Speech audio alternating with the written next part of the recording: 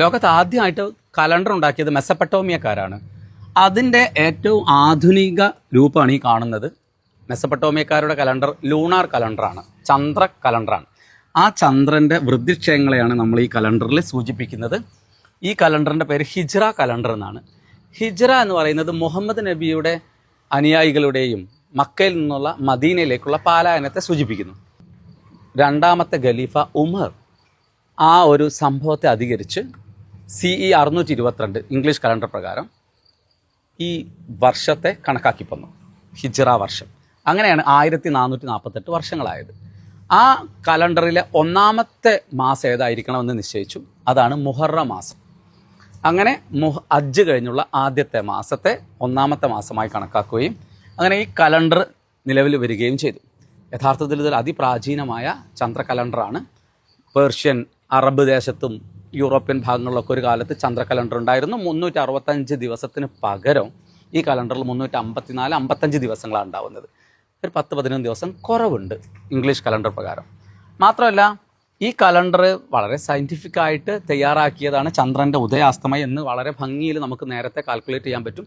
പക്ഷെ മുസ്ലിങ്ങളാണ് അവരുടെ ആചാരങ്ങൾക്ക് ചന്ദ്രൻ്റെ പിറവി കാണണമെന്നുള്ള ഒരു വിശ്വാസമുള്ളത് കൊണ്ട് മുഹറം അല്ലെങ്കിൽ നോമ്പ്, മറ്റു പെരുന്നാളുകളൊക്കെ കണ്ട് നിശ്ചയിക്കുന്നതുകൊണ്ട് ഇതിൽ നിന്ന് അല്പം വ്യത്യാസം സംഭവിക്കാം. അങ്ങനെയാണ് മുഹറം 10ൻ്റെ അവധി ജൂൺ 25 പ്രകാരമാണ് ഈ കലണ്ടറിൽ വരേണ്ടത്. അതാണ് നമ്മുടെ സർക്കാർ അവധി പ്രഖ്യാപിച്ചത്. പക്ഷേ മാസം കണ്ടപ്പോൾ ഒരു ദിവസം പിറകോട്ട് പോവുകയും അത് തൊട്ടടുത്ത ദിവസത്തിലേക്ക് മാറ്റുകയും ചെയ്തു. ഇങ്ങനെ പലപ്പോഴും അവധികൾ മാറുന്നത് കാണുക എന്ന ഒരു പ്രക്രിയ ഉള്ളതുകൊണ്ടാണ്.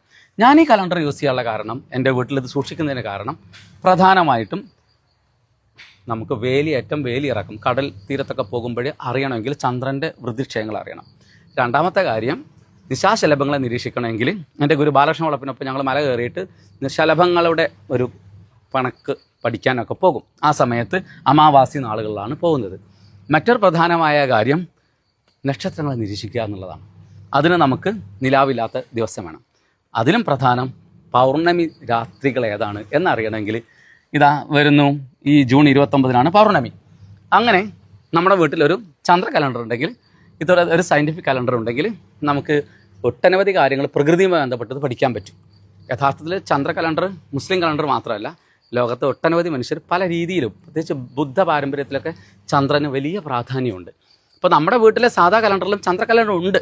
പക്ഷെ അതിങ്ങനെ ചന്ദ്രൻ്റെ വൃദ്ധിക്ഷയങ്ങളെ കാണിക്കില്ല, ചന്ദ്രമാസത്തെ, മുഹറം മാസത്തെ കാണിക്കും. ഓക്കെ.